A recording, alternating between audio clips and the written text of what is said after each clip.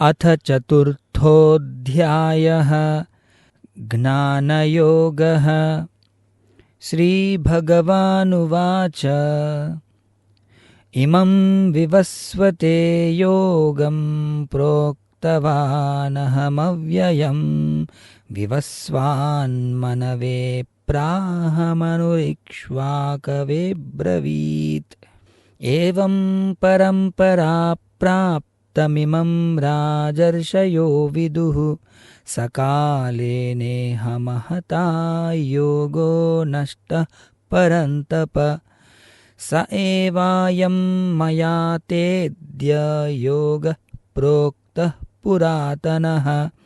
भक्तोऽसि मे सखा चेति रहस्यं ह्येतदुत्तमम्। अर्जुन उवाच अपरं भवतो जन्म परं जन्म विवस्वतः कथमेतद्विजानीयां त्वमादौ प्रोक्तवानिति। श्रीभगवानुवाच बहूनि मे व्यतीतानि जन्मानि तव चार्जुन तान्यहं वेद सर्वाणि न त्वं वेत्थ परन्तप। अजोऽपि सन्नव्ययात्मा भूतानामीश्वरोऽपि सन् प्रकृतिं स्वामधिष्ठाय सम्भवाम्यात्ममायया। यदा यदा हि धर्मस्य ग्लानिर्भवति भारत अभ्युत्थानमधर्मस्य तदात्मानं सृजाम्यहं। परित्राणाय साधूनां विनाशाय च दुष्कृतां धर्मसंस्थापनार्थाय सम्भवामि युगे युगे। जन्म कर्म च मे दिव्यमेवं यो वेत्ति तत्त्वतः त्यक्त्वा देहं पुनर्जन्म नैति मामेति सोऽर्जुन।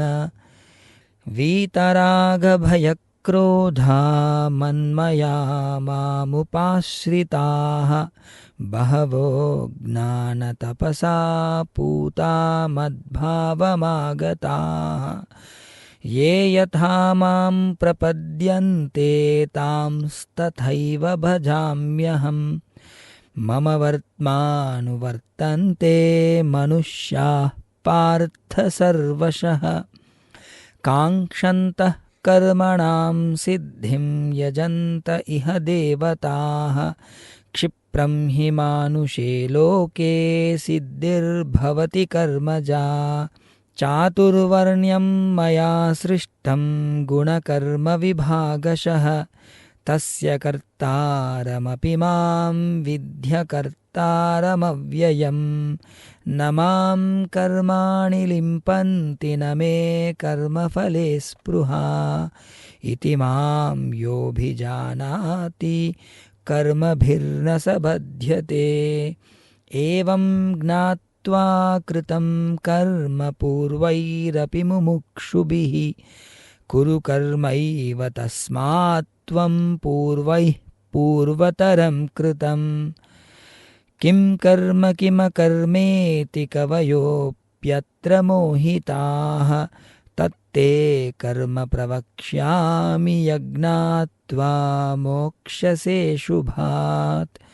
कर्मणो ह्यपि बोद्धव्यं बोद्धव्यं च विकर्मणः अकर्मणश्च बोद्धव्यं गहना कर्मणो गतिः।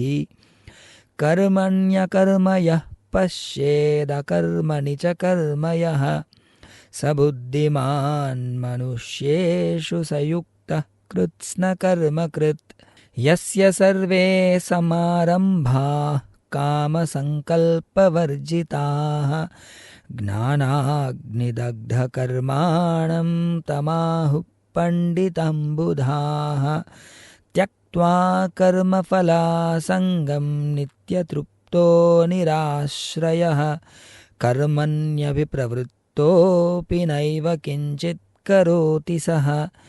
निराशीर्यत चित्तात्मा त्यक्त सर्वपरिग्रहः शारीरं केवलं कर्म कुर्वन्नाप्नोति किल्बिषम् यदृच्छालाभसन्तुष्टो द्वन्द्वातीतो विमत्सरः समः सिद्धावसिद्धौ च कृत्वापि न निबध्यते गतसङ्गस्य मुक्तस्य ज्ञानावस्थितचेतसः यज्ञायाश्चरतः कर्म समग्रं प्रविलीयते ब्रह्मार्पणं ब्रह्महविर्ब्रह्माग्नौ ब्रह्मणाहुतं ब्रह्मैव तेन गन्तव्यं ब्रह्मकर्मसमाधिना दैवमेवापरे यज्ञं योगिनः पर्युपासते ब्रह्माज्ञावपरे यज्ञं यज्ञेनैवोपजुह्वति श्रोत्रादीनीन्द्रियाण्यन्ये संयमाग्निषु जुह्वति शब्दादीन् विषयानन्य इन्द्रियाग्निषु जुह्वति सर्वाणीन्द्रियकर्माणि प्राणकर्माणि चापरे आत्मसंयमयोगाग्नौ जुह्वति ज्ञानदीपिते द्रव्ययज्ञास्तपो यज्ञा योगयज्ञास्तथा परे स्वाध्यायज्ञानयज्ञाश्च यतयः संशितव्रताः अपाने जुह्वति प्राणं प्राणे पानं तथा परे प्राणापानगतिरुद्ध्वा प्राणायामपरायणाः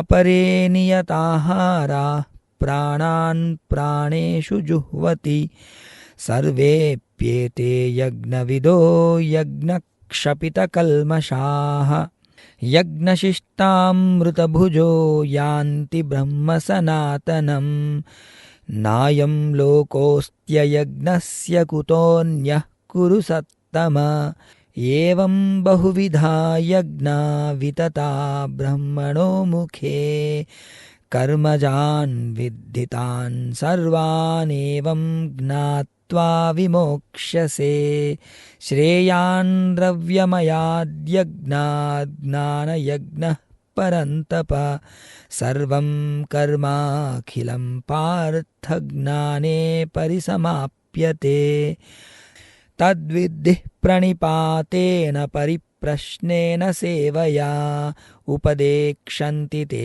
ज्ञानं ज्ञानिनस्तत्त्वदर्शिनः यज्ञात्वा न पुनर्मोहमेवं यास्यसि पाण्डव येन भूतान्यशेषाणि द्रक्ष्यस्यात्मन्यथो मयि अपि चेदसि पापेभ्यः सर्वेभ्यः पापकृत्तमः सर्वं ज्ञानप्लवेनैव वृजिनं सन्तरिष्यसि यथैदांसि समिद्धोऽग्निर्भस्मसात् कुरुतेऽर्जुन ज्ञानाग्निः सर्वकर्माणि भस्मसात् कुरुते तथा न हि ज्ञानेन सदृशं पवित्रमिह विद्यते तत्स्वयं योगसंसिद्धः कालेनात्मनि विन्दति श्रद्धावाल्लभते ज्ञानं तत्परः संयतेन्द्रियः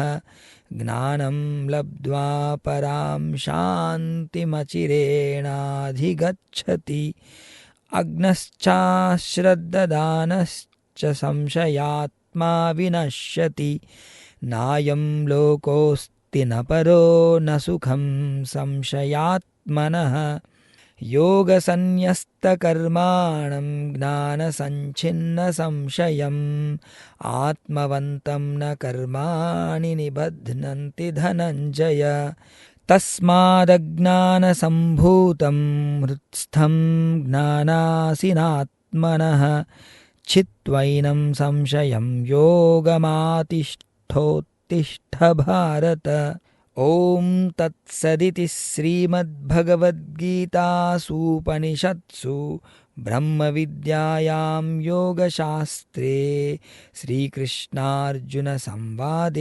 ज्ञानयोगो नाम चतुर्थोऽध्यायः।